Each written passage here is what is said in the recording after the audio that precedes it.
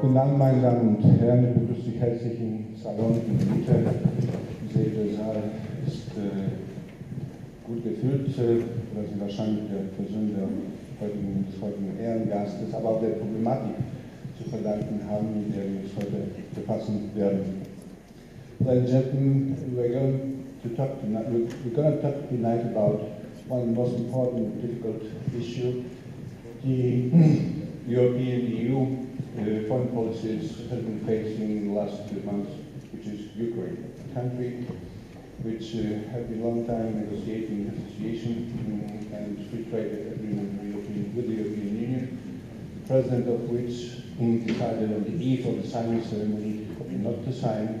A country where since then huge pro-European demonstrations are taking place, and we can almost every day see on TV dramatic pictures with demonstrators defending themselves against the brutality of special units of the state militia. And finally, a country in a deep economic and political crisis. The consequences of that crisis are not limited to Ukraine itself. They are much broader. Already now, Ukraine crisis is an issue and sensitive question in relations between the European Union and Russia, and whether and how it will be resolved will have an impact on the prospects of EU policy in the European part of so-called post-Soviet area. We invited to the discussion about Ukraine a person who knows the country very well. He was already during the Orange Revolution 10 years ago an important mediator between all sides of the parts of that conflict. And in the recent months, he visited to get together with Mr. Pat Cox as a special envoy of the European Parliament here many times, and there are many talks and meetings with the representatives of both state authorities and of the opposition. And I think he is one of the most competent observer of the situation in Ukraine. Please welcome with me Mr. Aleksander Kwaśniewski.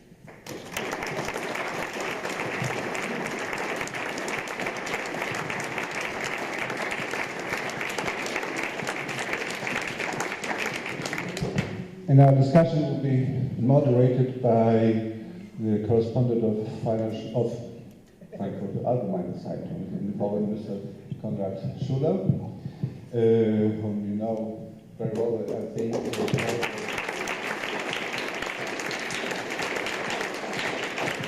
Very profound and competent reports from Ukraine, also in today's issue of Frankfurter Allgemeine Zeitung.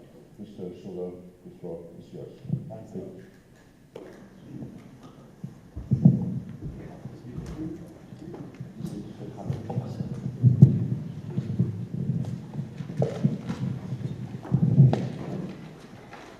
Mr. President, good evening. Good evening.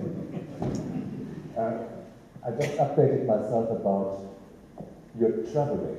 You're traveling to Ukraine in the last 2 years. You went there 27 times on your mission, on your mediating mission as an envoy of the European Parliament. It's a privilege to go to Ukraine 27 times, but if I think about what you did there, you met Mrs. Yulia Tymoshenko about 20 times in the high security ward of the Kharkiv hospital where she stayed. You had about 50 hours of conversation with President Yanukovych. You met more than 20 times Prime Minister, ex-Prime Minister Azarov, I'm sorry. Freud's mistake. It was a Freud's mistake.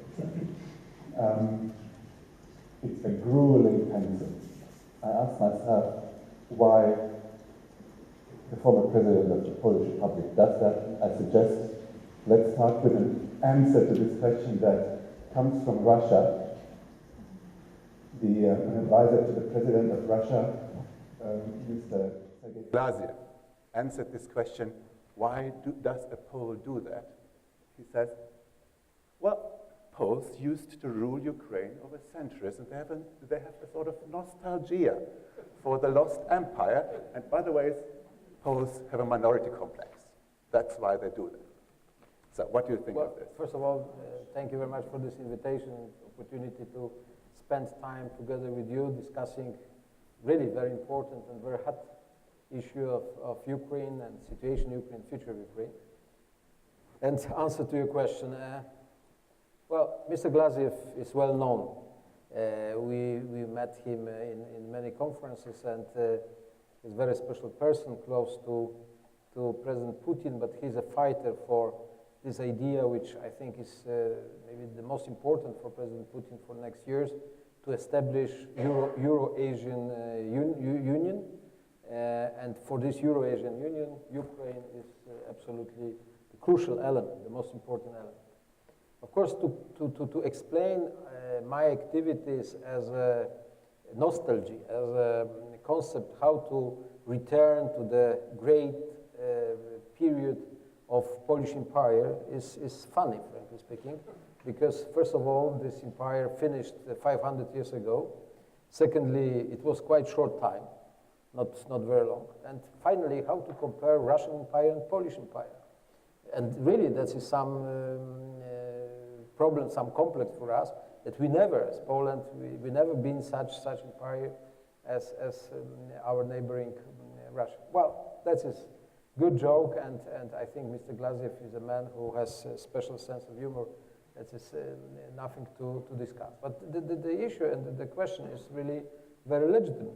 Why Poland is so active, why myself as the president of Poland and now as a former president I'm so active, and the answer is quite simple. First, Ukraine is our neighbor. Second, is a big country. That is almost 50, today 47 million people in very strategic location, exactly between the West, or Central Europe, and Russia. Thirdly, it was a surprise for all of us that Ukrainians decided so strongly for own independence in the year 91. I'm sure that you remember this situation, but referendum in December 91 was a surprise for everyone. After this referendum, many years after, I met Gorbachev and I asked him what was his idea about referendum. He told me, well, I was sure that in this referendum we will win, not with great gap, but 55 to 45, because it was a question about independence of Ukraine.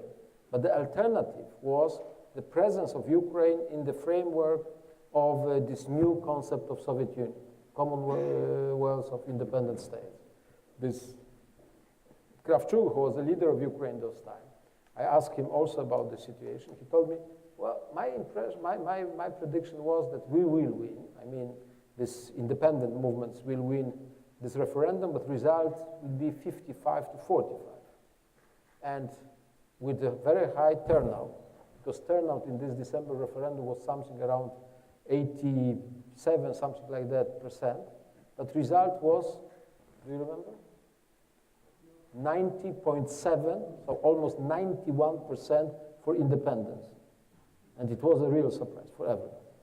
Of course, today we understand that many of Ukrainians voting for independence understood different concepts. For many of them was really the problem of independence of state. For others was a question of economy, of life, etc., etc. But finally, the result was so strong for independence. In the last 23 years, this year, I'm extremely connected and involved in all these Ukrainians' problems because that is something what we, I mean neighbors, Poland, we should support. If Ukraine wants to be independent, if they need to have good partners, and if they need to have a good advice, if they need to have open doors for Europe, it's necessary to offer such things. And that is the reason why, from the very beginning of my political career, it is much longer as the last 2 years, it is really from the time of independence of Ukraine, I'm active in these problems. I was very active as a president. I was mediator during Orange Revolution, and I was invited as a special envoy of European Parliament last 2 years. You mentioned, we spent a lot of time. We visited Ukraine 27 times. We met President for 50 hours, even more, in many places. And the question is, it was good time or it was wasted time? And the answer is, it was fascinating time. But unfortunately, result is very poor. And that is why still I try to support these positive scenarios for Ukraine. So, briefly speaking, that is not a question how to rebuild Polish Empire.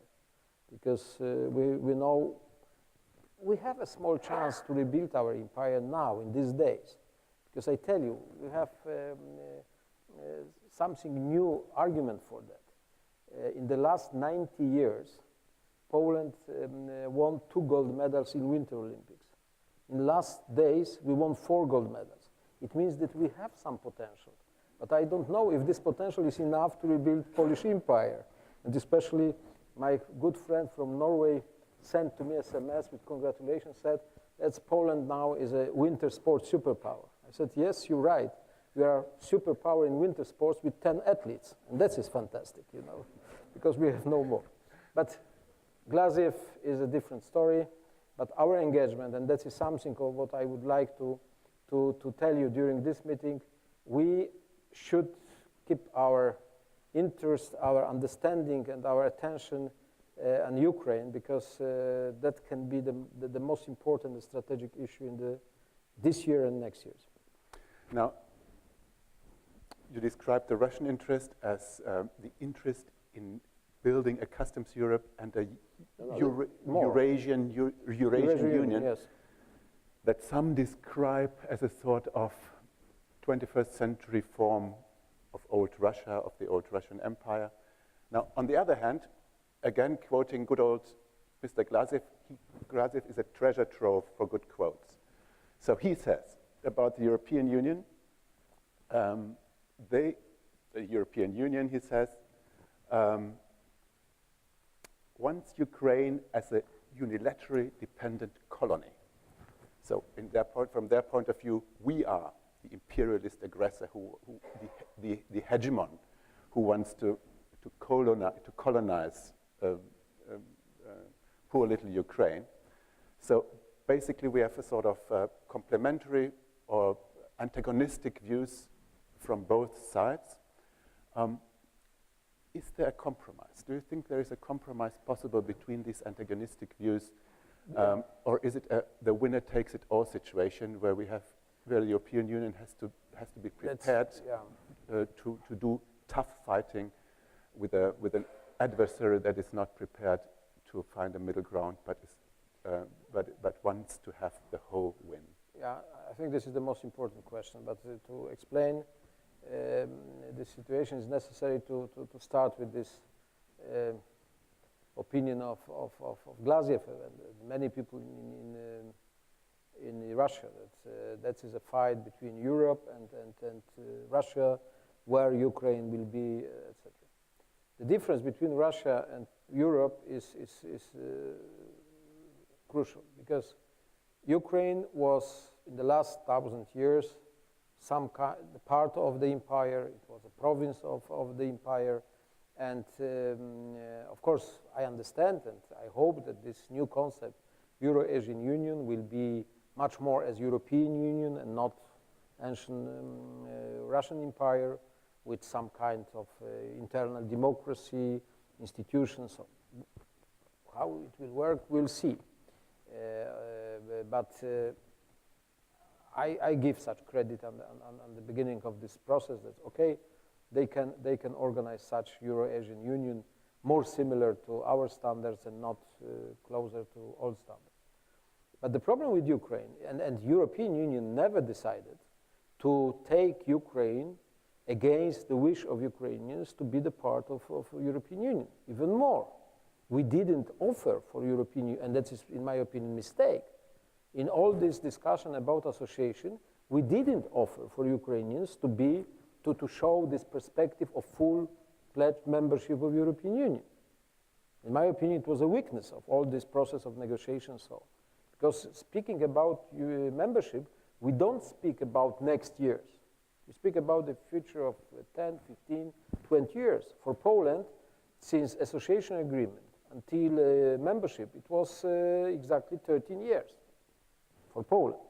And Poland was the best in the class. Ukraine is probably not the best in the class, but it will take some time. But why Europe started to be engaged in the process of association and speaking all these things? Because Ukrainians, the government of Ukraine, democratic authority of Ukraine, on behalf of this nation and state, decided to start negotiations with the European Union.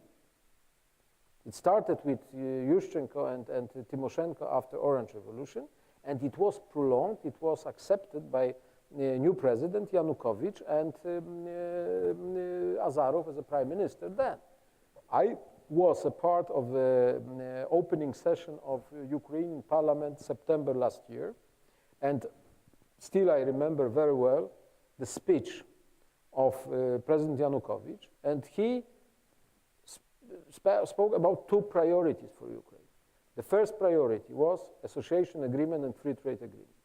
Priority number two was modernization of Ukraine in sense of economy, social life, etc. And he underlined that this modernization is possible only with association agreement. And he was right. Because if we want to change judiciary, if we want to change laws, if we want to change the standards in Ukraine for better, to be more modern, of course it's necessary to do all these things together with the European Union. Not with Kazakhstan, not with Belarus, even not with Russia. That was the reason why Europe was so much engaged. It was the reason why Europe was so much involved. It was the reason why we discussed so many years association agreement. And it was the reason why March 2012, this year will be 2 years, association agreement and free trade agreement was prepared, was initial. And then we discussed about some problems which were more complicated, less complicated, Tymoshenko, others, some reforms, etc. But these elements which, for example, Pat Cox and myself, we discussed in Ukraine, it was some last hurdles which was necessary to eliminate. And the substance of the process was, this association agreement was because it was a wish of Ukrainian democratic elected authority. And today to say that that is a fight from our side to have Ukraine together with us because we want to make something unpleasant for our Russian colleagues, friends, etc., is absolutely wrong. That is not true. Because the reality was that since at least 2005, Europe was asked by Ukrainian government, Ukrainian presidents, for association, for these documents. Well, and that is piece of history. Now, your very important question, what kind of compromise we can find? That's very difficult to say, because I think the position of European Union is correct. Association agreement is prepared. If you want to sign, you can sign immediately. If they want to organize some kind of referendum, something like that for that, okay, that is a right of independent and sovereign country as Ukraine. And the problem is not on our side, the problem is on the Russian side. Because Russians should say not only what Lavrov says last days to Steinmeier, to Minister Steinmeier, please don't interfere Ukraine because that is unacceptable, etc. Well, first of all, that is so that, of course, we can not interfere Ukrainians' problems, but we know that Russia is interfering Ukrainians' problems at least 1,000 years, today also. But okay, we can accept that today Ukraine should have a chance to decide where they want to go. But the answer for this idea should be that if Ukrainians one day will decide to go this direction or another direction, we should accept it. We should say that it's okay, that is independent, sovereign decision of the nation, that, for example, they want to sign association agreement. If they will decide not to sign association agreement, we, Europeans, should accept this decision also. But that is not a problem on our side, it's a problem on the Russian side. Compromise. In my opinion, this compromise today is very difficult because from Russian side, I see this really very strong and matured concept to establish Euro-Asian Union. And knowing all the history of Russia, knowing and this region, I'm absolutely sure that for Russians that is question number one. Euro-Asian Union with Ukraine, that is totally different quality and weight as Euro-Asian Union without Ukraine. And that is, in my opinion, why will be so difficult to find some good, acceptable compromise. From our side, from European side, I see such possibility. I see. Because I'm sure that if we will have association agreement, we will sign association agreement, and then we will have time for next decision processes, would be absolutely important for Europeans to accept that Ukraine has a very special relationship with Russia because of history, language, culture, and so on and so on. I mentioned with you some minutes before the question of visas, for example. We cannot say, even one day having Ukrainians as a part of European Union, that the price for that is that they have no visas to Europe, that they will have introduced visas to Russia. Schengen frontier. Yes, Schengen frontier. That is something what we have to understand, that is extremely difficult and sensitive issue. It is necessary to find some solutions, of course, together with Russians.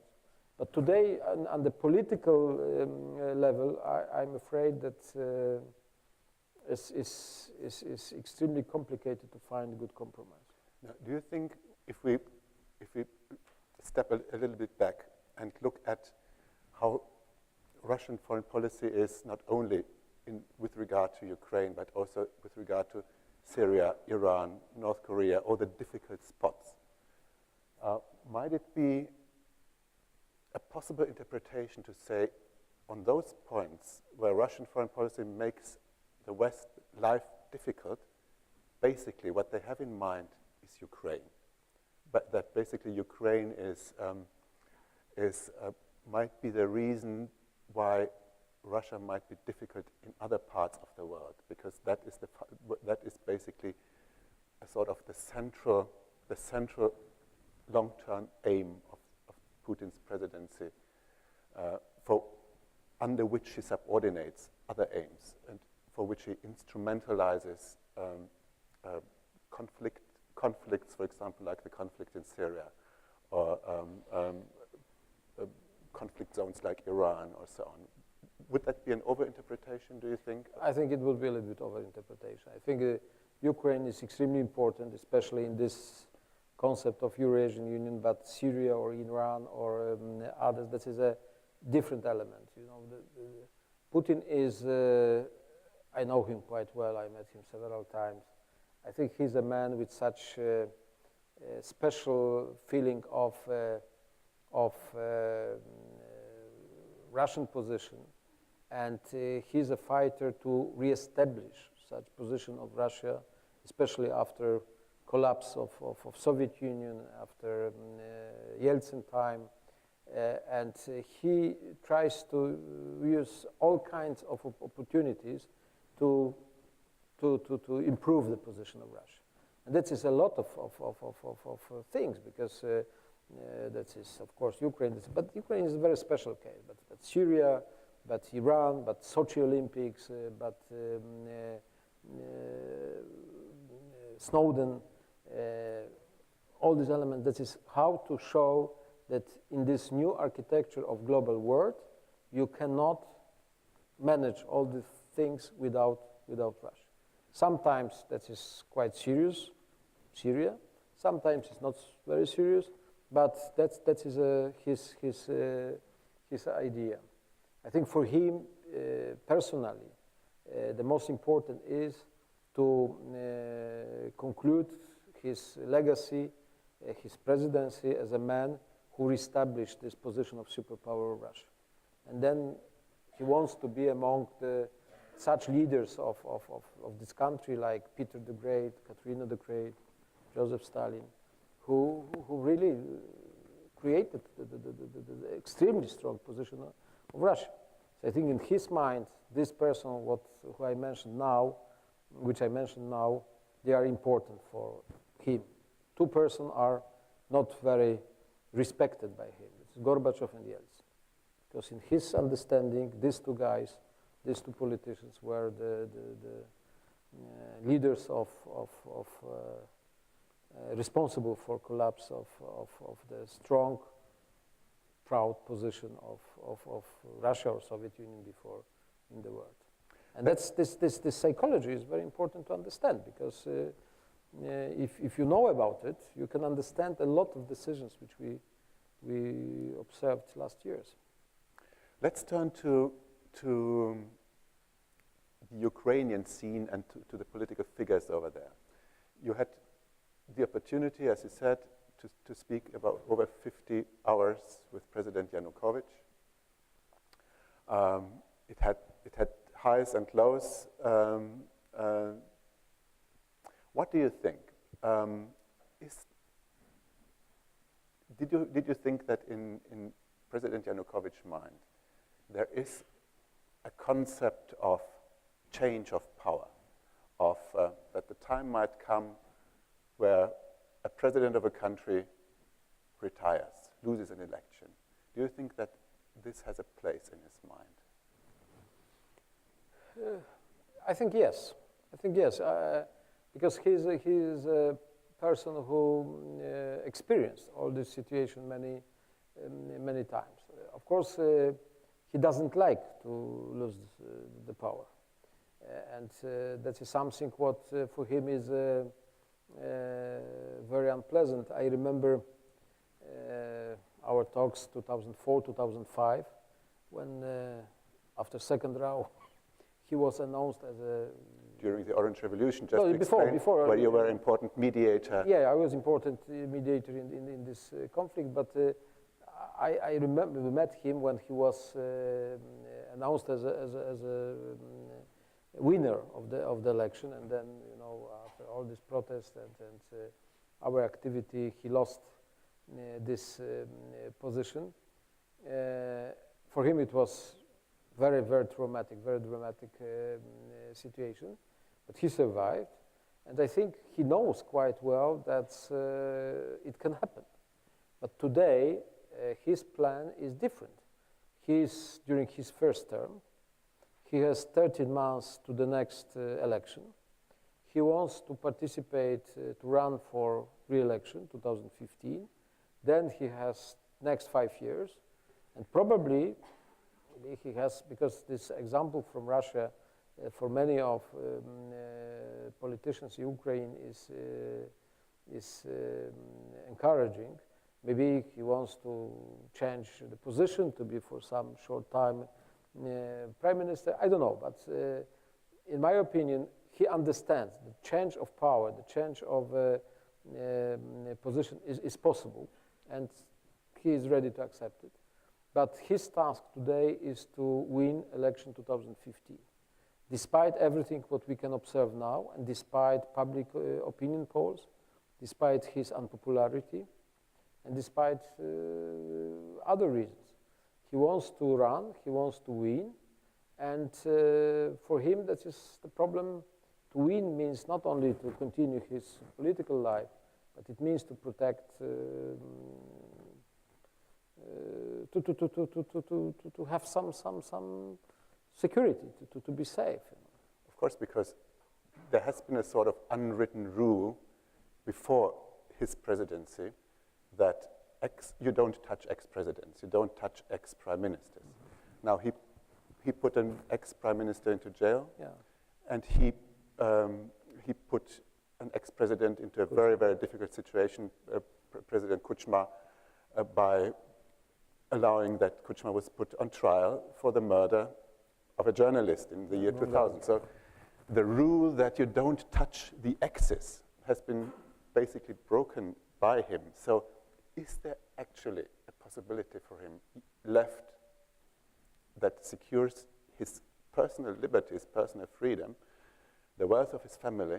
Does he have any exit beyond sticking to power until the end of his life and maybe following the example of other post-Soviet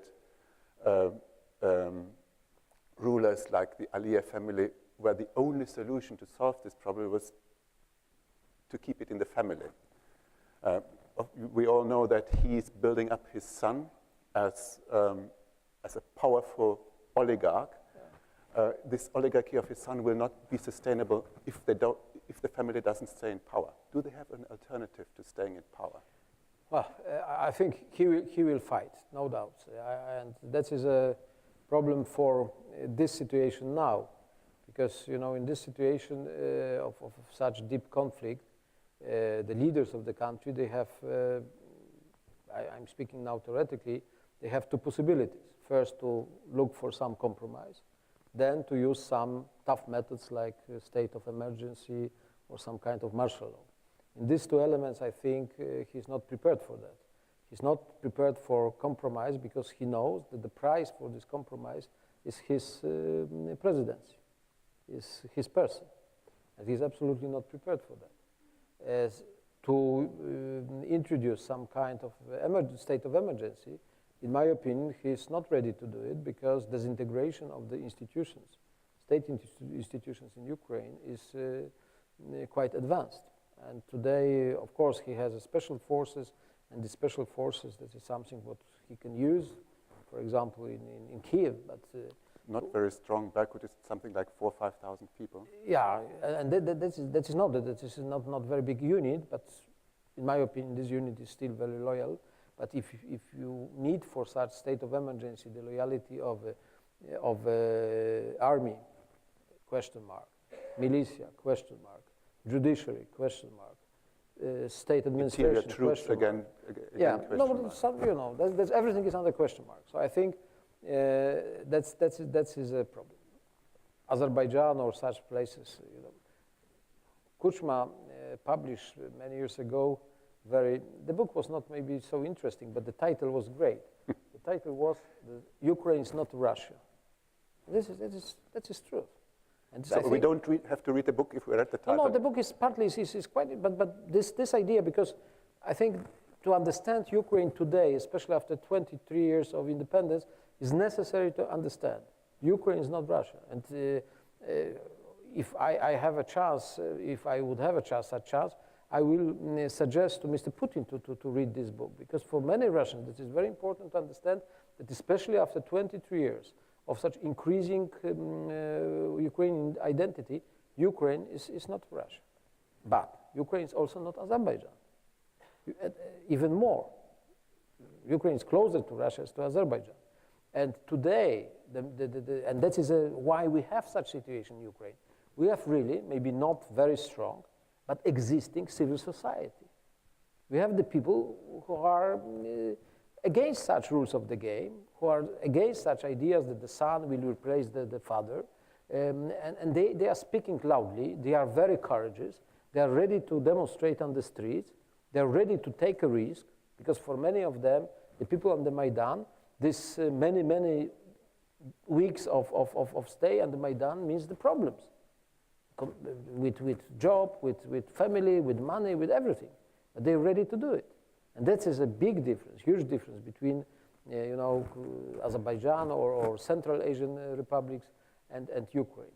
Today, if you want to make some ranking of development of civil society in all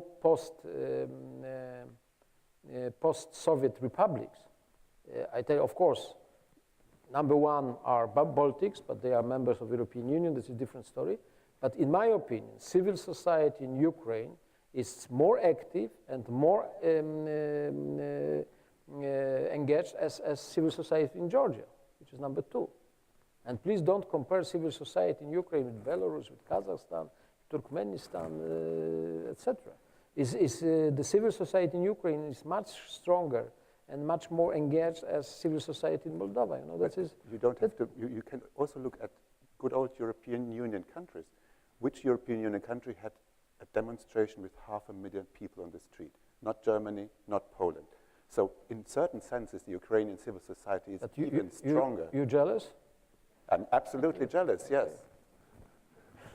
Well, I'm not so much, but that is something what is very impressive and respectful, no doubts. You know that these millions, and really because I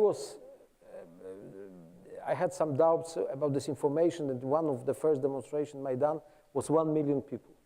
But I asked. Well, I don't think that it was 1 million, but I asked my good friends, you know, very, very, how to say, fair and independent in own opinions. It was something around. You know, that is unbelievable. And really, the civil society in Ukraine is existing, and that is a great information. That is a great news.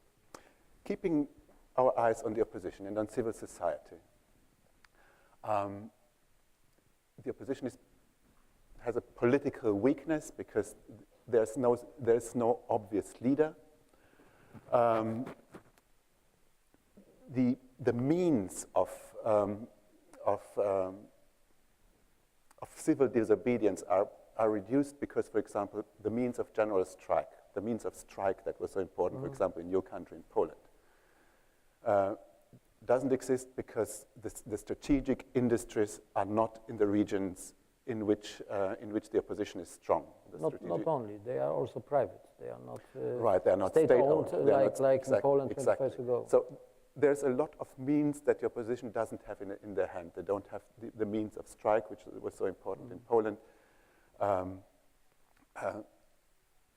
Basically, the only means that they have and that they used was calling together many people, which the regime sometimes shrugged off and said, so let them come, they will go again, they will go home again, and then the next step that you have to use is breaking rules.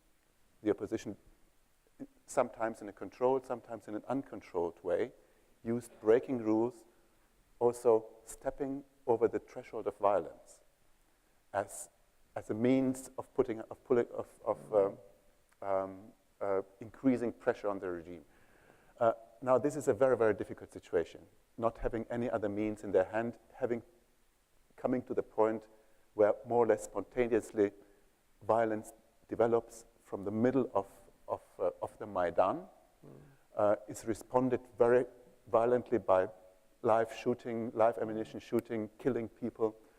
What is the risk? Are we at the point where we are risking an uncontrolled escalation of the situation that might lead into a situation that we don't even want to imagine? Are we at that point? What do you think? I think that such risk exists, really exists, because first of all, I'm very careful with all these comparisons between Poland 25 years ago and Ukraine now, because you know, then in Poland we have communist regime, majority of the people were against. In Ukraine, we have the president who is democratically elected. We have majority in the parliament, which is democratically elected. Well, more or less. Well, no, much more as less, because I know we already had disputes on this. No, okay, but if you compare Poland 25 years ago and Ukraine now, that is real difference. Then in Poland we have only state-owned companies or enterprises, and for the Communist Party, the protest or the strikes of the working class was the most painful what we can imagine. Now in Ukraine we have majority of private companies, and of course in these private companies to organize a strike is extremely risky and difficult. So the people, they want to keep own job and own salaries and not to take such risks. But this situation is one. In Poland 25 years ago, we had a leader, General Jaruzelski, who introduced martial law 10 years ago, and then he was a leader of roundtable talks. But to compare Jaruzelski and Yanukovych is, please, Please, Jaruzelski is 91, and he deserved for some respect from our side. That is not correct. So these Polish examples are, in Poland we had a strong Catholic church who played an important role. In Ukraine they have 3 churches, but unfortunately no one of them is so influential, has such strong authority. In my opinion, the problem in Ukraine today is because we have not 2 parts of the conflict: government, authority, and opposition. We have 3 parts. We have authority, we have opposition, and we have Maidan. It means civil society and the people on the streets. And authority has not chances to be supported by the people. Opposition is accepted by the people, but it's not. They don't love their leaders. Yeah, they don't love the leader. Even they don't trust them very much. They don't trust them. That is much more complicated. And then we have civil society. We have the various groups on Maidan, and it's very difficult to find for these many groups one leader, one concept, one idea. And of course, to find a compromise among these 3 groups is extremely complicated. And in my opinion, and it looks so, that we will continue this situation, we'll have such permanent demonstration, we'll have such permanent tensions on Maidan next weeks and months, of course the situation can go out from the control, can be uncontrollable. And then of course it's very difficult to predict what can happen. And in my opinion, the situation is even more complicated because the radicalism on the streets can increase, and the possibility of the authority to react are decreasing. Because the composition, disintegration of the institution in the states is going very fast. I know we have some common friends in Kiev. I know how, for example, the judges are reacting now. Many, more and more of judges are reacting now. If they have some information from the government that is necessary to do something. Some months ago, they were absolutely at disposal for the authority. Today, if they have to do something what is not good or they are afraid about it, they are going to the hospital. They are going to classical exit. We had a situation where the Constitutional Court was unable to act for weeks and weeks because they just were all sick. They didn't want. All they of all them had were a flu. sick. But that's very classic.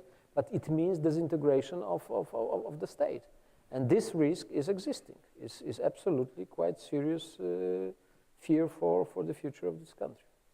Might that be in a black scenario, an opportunity for a foreign power to use its duties to protect their own nationals on the territory of Ukraine?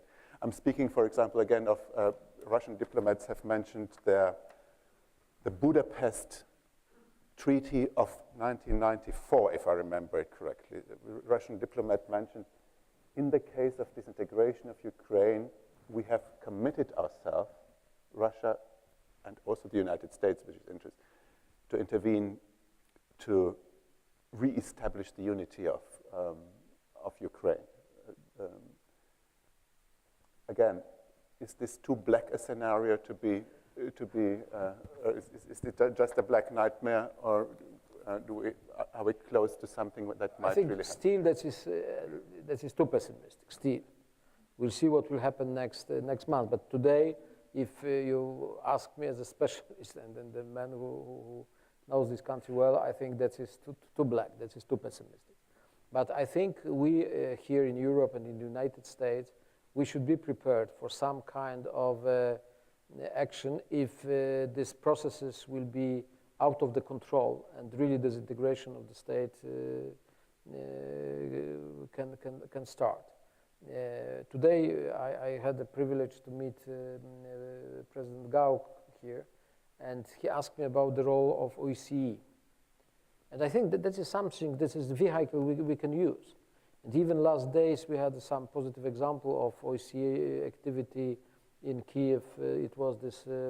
exactly, the takeover of the Kiev, of the Kiev Rada, Rather, of the Kiev the Rathaus. chief of the mayor, Exactly. and the chairman, because now the Switzerland has a chairmanship in Right. OSCE. The ambassador of Switzerland was a man who mediated and tried to find a solution for that. So I think that is something what should be, and the OSCE is a good organization for that, because they have all of parts of the story inside, because they have Americans, they have Europeans, and they have Russians also. So I think maybe that's to exclude such scenario what you mentioned now would be important to engage and to invite OSCE now for some activities. We know that this OSCE model, to involve the OSCE as a sort of neutral mediator, Yeah. has been promoted amongst others from the German side. Also because in Berlin, the European Union was viewed more as a party in the conflict than as a mediator. So do you think that such a role, that a mediator, be it the Council of Europe, be it the OSCE, has a chance to be accepted by those three forces which you mentioned in Ukraine, which is the regime, Yeah. the opposition, and civil society Maidan? Is there a chance for... No, the chance to be accepted by all parts of the conflict is high. I think that is not a big problem to be accepted by all these parts. The problem is what kind of results they can deliver. And here I'm not so optimistic, because of course the key the situation in Ukraine is in Kiev. That is the problem, how these three parts of the conflict are ready to find some solution and to take some responsibility and to explain this decision to the public opinion.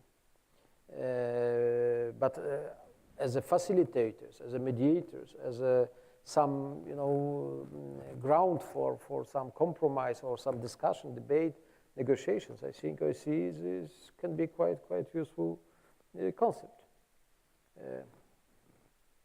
Speaking of the European Union and its member states,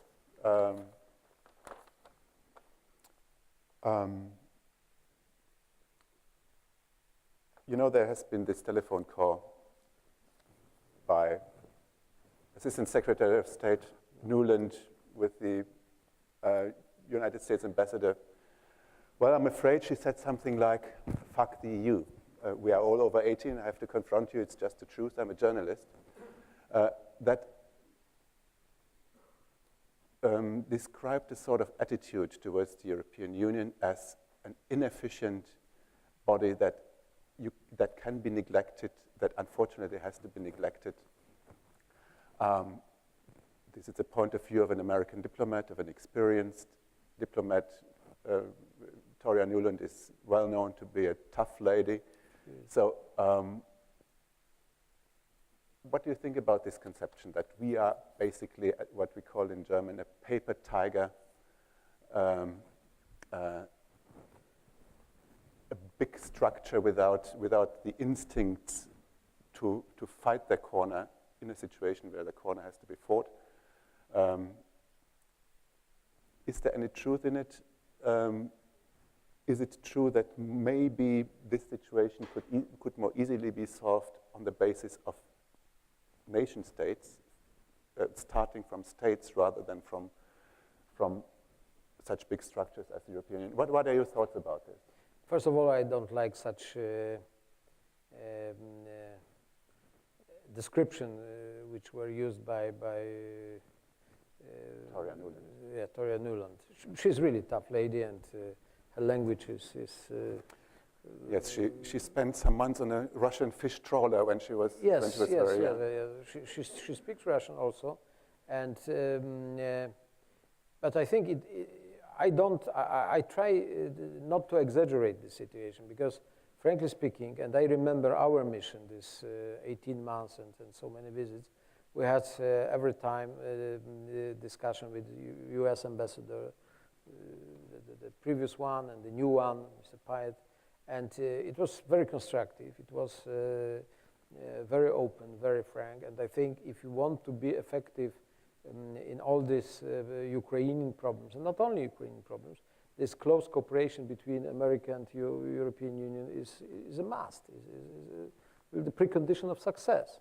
If we will offer such gifts for our opponents, or that we will blame each other, etc., it's crazy. That is absolutely way to defeat.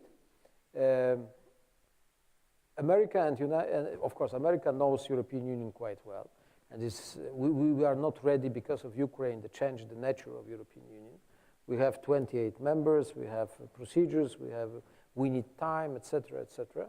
But I think, especially in Vilnius, after the decision of Yanukovych that he will not sign association agreement, I've seen, because I was invited for Vilnius summit together with Pat Cox, and we were inside, and I tell you, I was very much impressed by this European solidarity with Ukraine, with Ukrainian ambitions and hopes and expectations, so on and so on.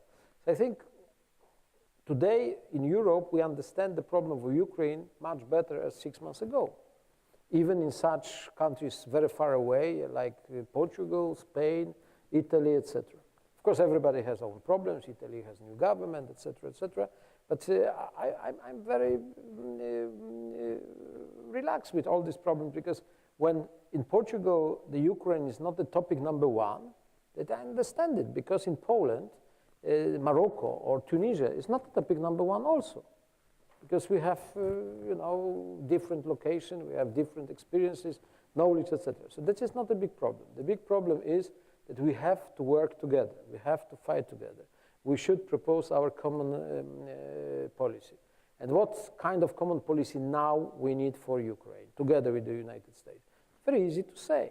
First, we should fight against all kinds of violence from both sides, regime or radical groups, etc. Second, we should encourage the parts of the conflict for dialogue, for some kind of negotiations. Third, we should say openly to Mr. Yanukovych that he is responsible for this situation, for this conflict, and we expect that he will be ready to propose some solutions. And probably for these solutions it's necessary to be the part of the solutions, not only the author of the solution, but the part. I don't use the word the victim of the solutions, but this is something what we should expect from the side of the government, of the authority, because in such situation everywhere in the world, if you have a conflict on the street, the government, the authority is responsible to propose the solutions. We cannot say that we are waiting what Maidan will say about some political concepts. So, well, that is point number 3. Fourth, I think we have to support the opposition. We have to support unity of the opposition, and we should work together to find some compromise how we can finish this conflict which we have now. Then, we have an election in any case, according to the Constitution, March 2015. So we are speaking about 13 months. That is not an era, that is not a century, that is 13 months. Of course, in the situation of such deep conflict, 13 months is very long time. But in sense of history, this is not very long time. This is 13 months only.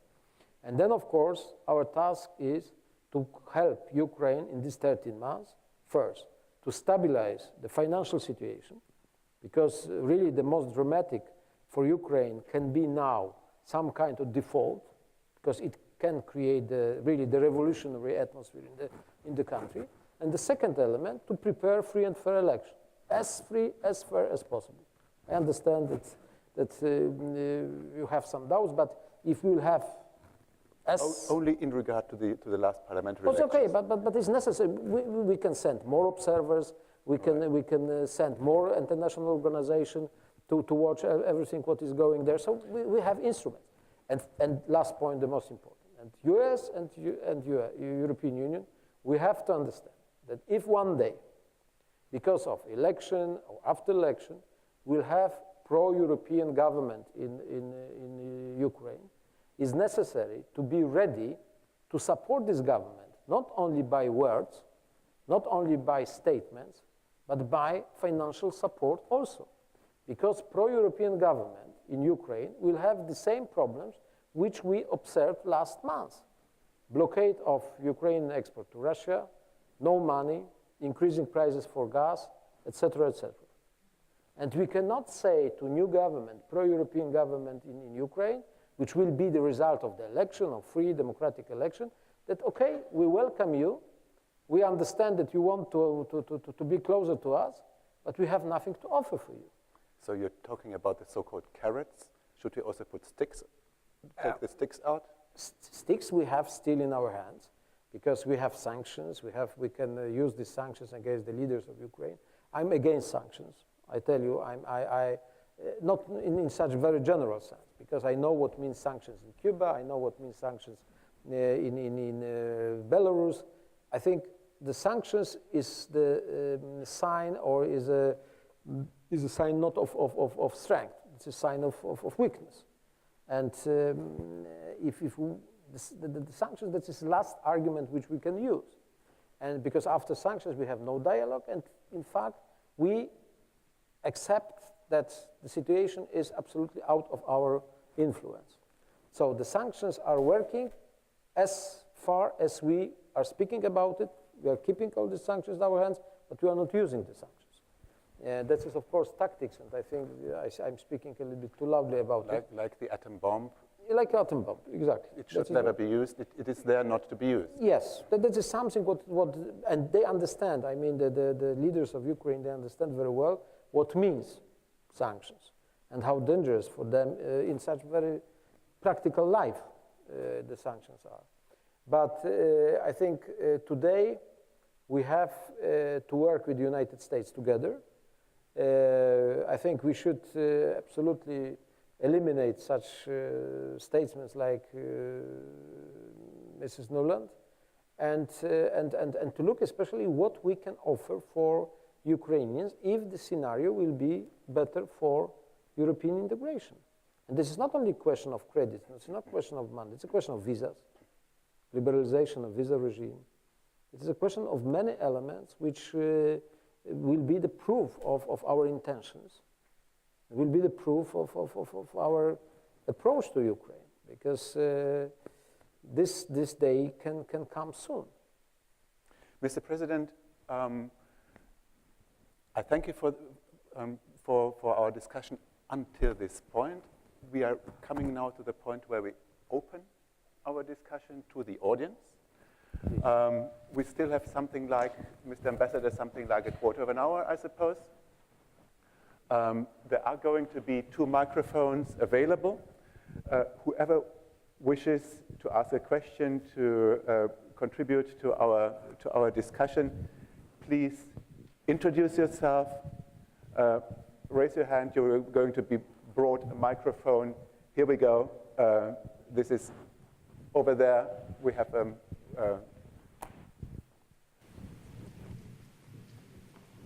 Andreas Umland, Kiev Mosaic Academy. You mentioned at the beginning the problem of the Eurasian Union, of the Russian project, and that Putin wants to implement that.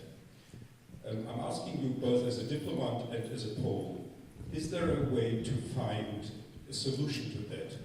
That means to think of a kind of procedure or of an event or a document which would save Putin's face in front of his domestic audience while Ukraine signs the association agreement. I'm asking you also because I've heard that in the European Parliament, for instance, Polish deputies are against that. They don't want Russia to be on the table. But couldn't there be some sort of diplomatic, official strategy to keep the Russians happy while still signing the association agreement?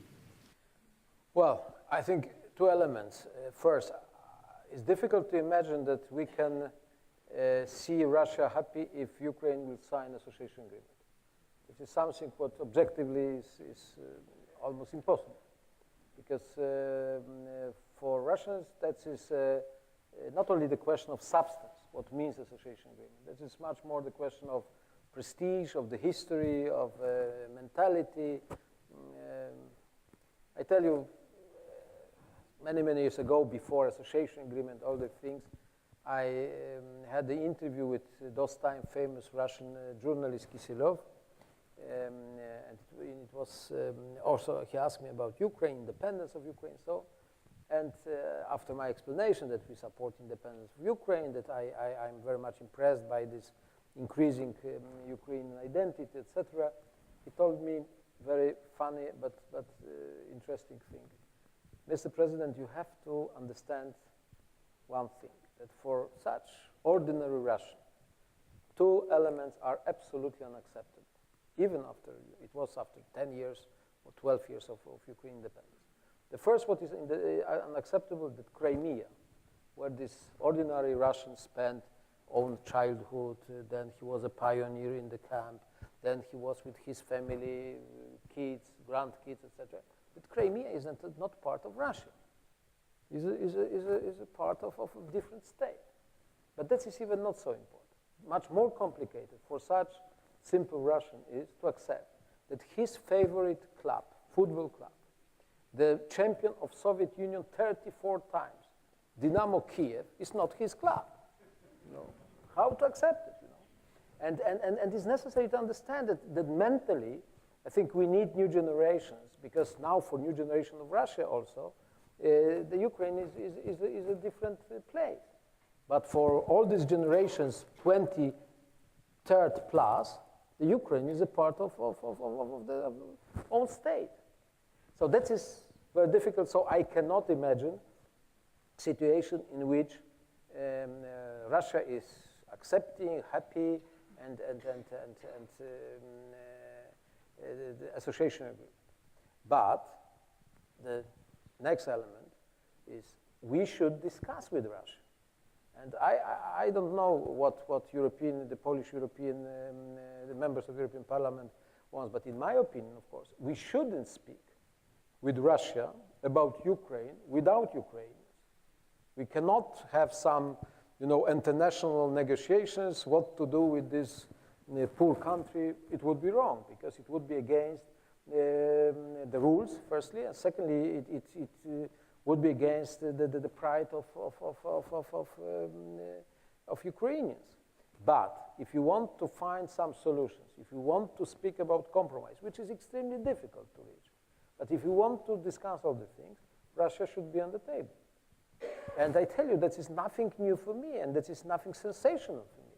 Because when I organized European Union mission to Ukraine, 2004, I invited two persons. I invited Mr. Solana, who was foreign minister of the European Union those time, and I invited Mr. Adamkus on behalf of the neighbors. Lithuania geographically is not the neighbor of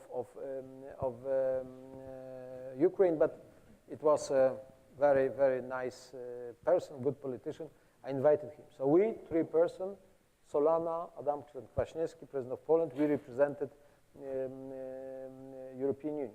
But we had, in this 2 months long negotiations, we had representatives of Russia also.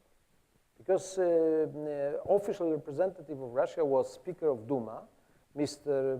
Gryzlov, and the most important influential role on behalf of President Putin played Chernomyrdin, Viktor Chernomyrdin, former Prime Minister of Russia and long-time ambassador of Russia to Ukraine.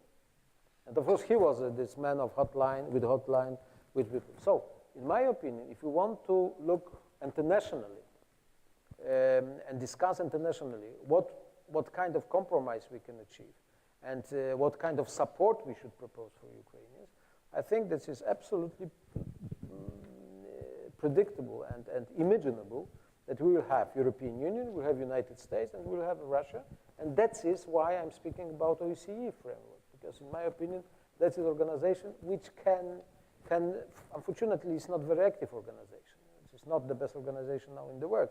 But I think we have nothing better, nothing what can be used instead, OSCE, if you want to propose something or to invite all the parts of conflict to the table of negotiations. So the Russians will have to rediscover their love for OSCE, which has suffered a little bit in the last years. Well, yes, it suffered last years, but that is, well, because Council of Europe is not so effective because it's without United States. And, Right. and I think America is an important factor for that. And it can be some kind of solution. Christoph.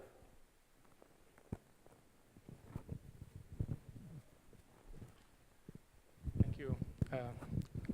Thank you, Aleksander, for being in Berlin. I think it's good that somebody who has a little bit more experience with the psychology of Central Eastern Europe than most Germans have explains us the psychology. So if I may, I have also two questions to the psychology. First of all, the psychology between Mr. Putin and Mr. Yanukovych. Some people are concerned here that when the Olympics are over and Putin has not to look at the official situation with having Olympic Games, he looks at Yanukovych that he's a weak guy. In the States, one would say a guy without balls. And if Yanukovych is not able to put an end to this unorderly, chaotic situation, Mr. Putin might find a way. Do you share these concerns, or do you think that's not a real concern? And the second is the psychology of the oligarchs. We haven't yet talked about the oligarchs. If I'm allowed to put it a little bit black-white, it seems to me in Russia, the relationship between the government and the oligarchs is the government decides who of the oligarchs can stay free and who goes to jail. In the Ukraine, it's still the other way around. The oligarchs decide who is the prime minister and maybe even the president, and what psychology is in here in the game. I can't imagine that oligarchs in the Ukraine prefer the Russian way over the today's Ukrainian way. Well, the first question, the relations between President Yanukovych and President Putin have never been very nice, very friendly, etc. And I think that is much more the question today, the question of interest, and not of some, how to say, good feelings or friendship, etc. I don't afraid that Mr. Putin after Sochi can change the situation dramatically and very soon, because he has not enough instruments for that. Because he can't like Yanukovych, but he has no chance to replace him easily. Today, no one visible leader is we can name as a successor of Yanukovych, or the person from Party of Region which has a majority in the parliament. So I think, of course, the position of Yanukovych is quite weak. I'm sure that Putin has a lot of criticism to Yanukovych, especially because for him personally, this long time demonstration in the center of the street, that is something what is objectively quite dangerous. Because in the same space of the same very similar culture, language, etc., you see that what civil society is ready to do. Well, how civil society can demonstrate own opinions, own feelings. And I think for him, like for Lukashenko or Nazarbayev, Kazakhstan, this example of Maidan, that is something what they analyze carefully every day, because that is a real danger. That is the real danger. So I don't see now the person who could be accepted or supported by Russians and could replace Yanukovych. So in this dramatic situation, I think Russia will work with Yanukovych as long as Yanukovych will be able to keep his position. And that can be until election 2015. Second, oligarchs. Of course, the oligarchs, it is difficult to say that all of them, they are similar, because we have a huge oligarchs, big oligarchs with a lot of money. We have some rich people. The main problem because the oligarchs in the last 5 years, I think, they changed own approach very much in favor of European Union. And the explanation of that is quite easy. They are tired with this wild capitalism, which they experienced from the beginning of the changes in Ukraine 20 years ago. Now they are more interested about rules of law, about security for business, security for ownership, and the property. They want to have possibility to travel, to invest own money abroad, etc., etc. They need to be part of civilized world of business, etc. But of course, in short term, they have a very mixed feelings. Because, for example, blockade of Ukrainian export costs Ukrainian oligarchs a lot. For Akhmetov, that is the richest man in Ukraine, it's not a problem of millions, it is a problem of billions. He lost billions of dollars. But he was quite strong against this Russian blockade, and he tried even to organize some kind of oligarch solidarity against this Russian policy and so on and so on. But generally speaking, they know that in short term, it would be better to make a business with Russia. In long term, they want to be part of Western space with all these rules of law. Then we have a new element, which is quite dangerous for oligarchs now, because in this situation now, the government, and especially the president, wants to limit the position and influence of oligarchs. For example, president is asking many of oligarchs to sell the TV channels, because many of them, they have own TV channels, and these TV channels are quite independent. So this pressure from this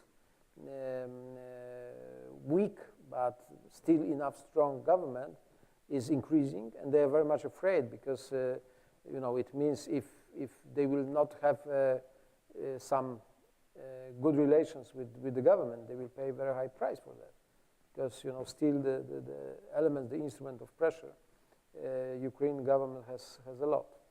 So the oligarchs, of course, they play different roles as in Russia. You're right. In Russia, they are much more under control of the government. Here, not. But I think today they are quiet. They are looking what will happen. But generally, in the last years, they were the part which supported this pro-European way of Ukraine, to some extent, of course, but they supported. I think it's your turn. My name is Gus Vetter from the European Commission representation here in Berlin. I have two questions. The first one is linked to the present political situation in Ukraine. Today in Berlin was visited by the key Ukrainian opposition leaders, Yutsenko and Klitschko, and they were rather pessimistic as regards the possibility to have a real compromise solution with Yanukovych. So some human rights activists in Ukraine say that Yanukovych would only accept a sort of Soviet-style compromise. So there is a threat that in the upcoming months we will face still a very unstable situation politically and economically in the Ukraine.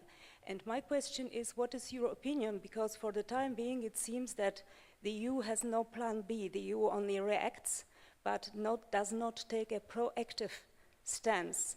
And so what should the EU do and undertake, and how the EU should prepare for the upcoming months before the next presidential elections? What room of maneuver we have, and what could we do? Could we maybe liberalize the visa regime, or support the small and medium enterprises or the civil society? So what's your opinion on this? And the second question, you had today talks with President Gauck and in the Chancellery. Last week, Polish Prime Minister Tusk was here in Berlin. Do you think that there is a similar thinking on Ukraine in Warsaw and Berlin? And if yes, do you see any possibility for joint actions or in Polish-German initiatives in order to help Ukraine to overcome this crisis? Thank you. Well, I will start with the second question. I think this thinking of Berlin and Warsaw is quite similar.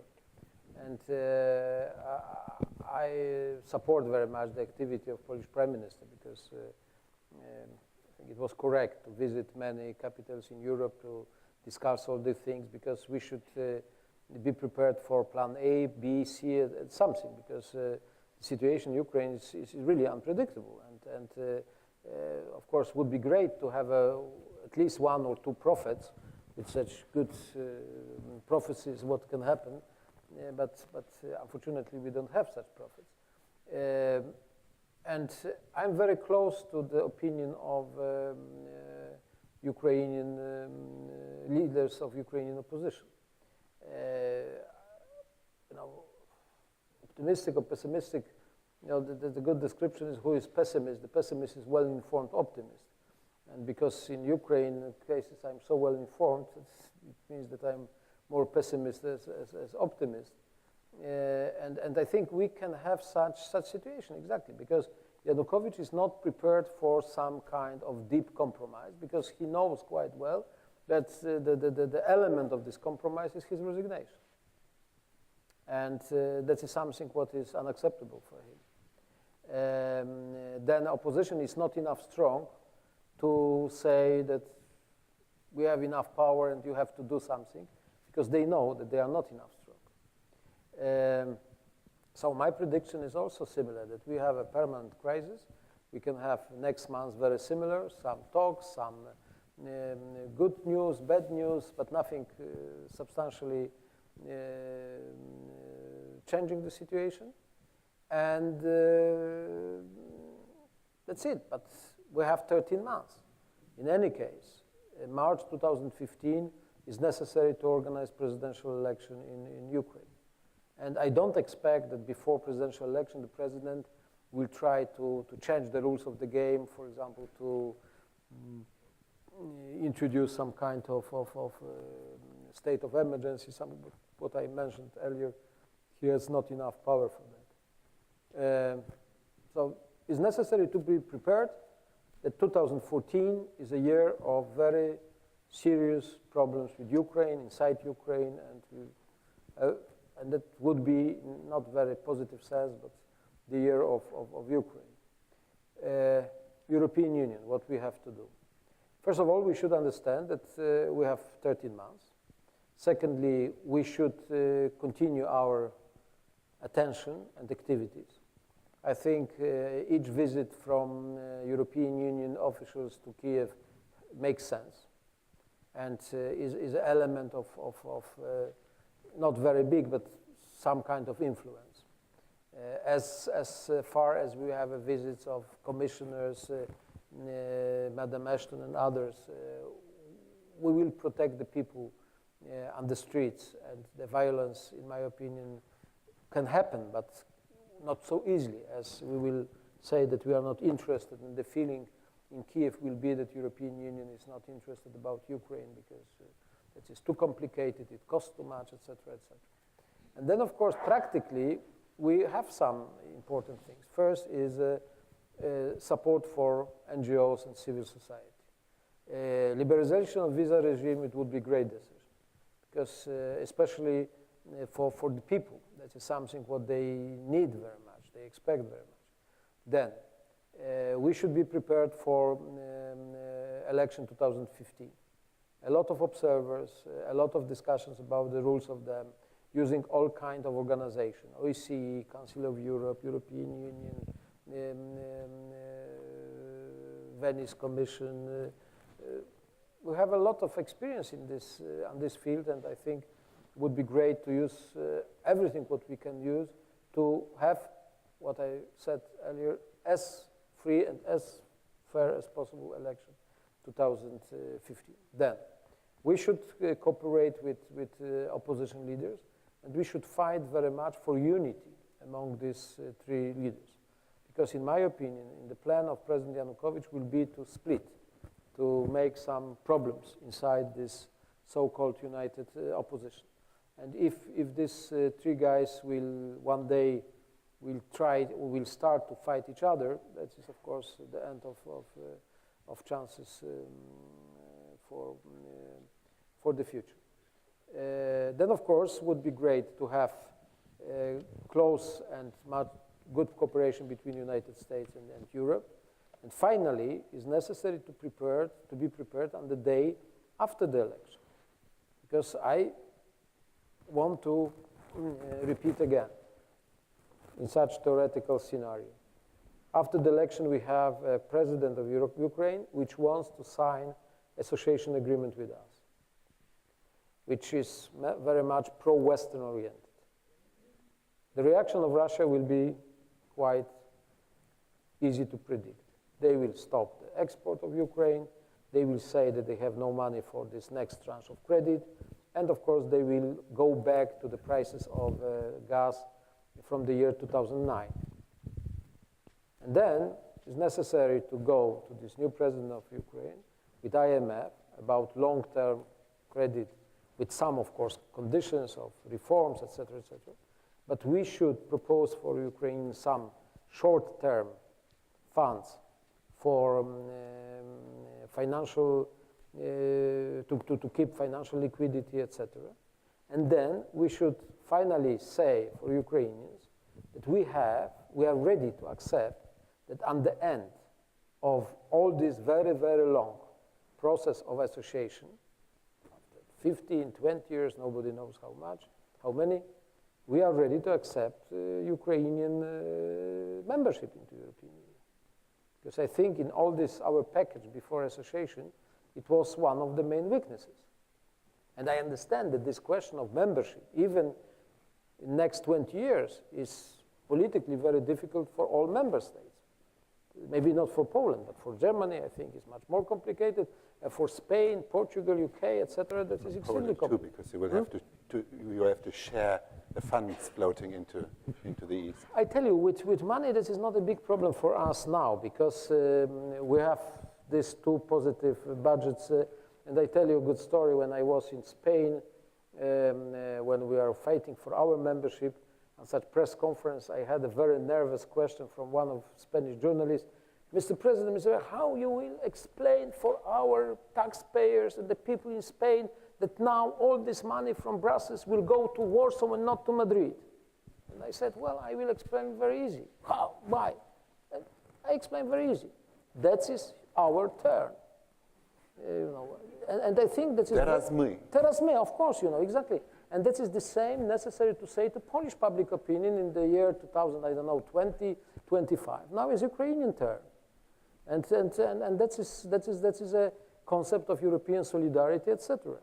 But if you want to support these pro-European forces in Ukraine, if you want to support at least 50% of Ukrainian population, which are fighting, they are not only engaged in European perspective, they are fighting, they are on the street. Could you imagine, we have these people on the streets since November last year. There are 3 months, snow, very low temperatures, rain, and they are fighting for that. And I think that our answer should be, of course, not nervous, not naive, not such artificial. Say, okay, if you are so determined, if you want to be the part of our club, you have to share our values, you have to share our standards, you have to do enormous homework, because homework for Ukraine is much more difficult as homework for Poland, which we did through 14 years. But finally, if you will fulfill all these elements, we are ready to accept you as a full member.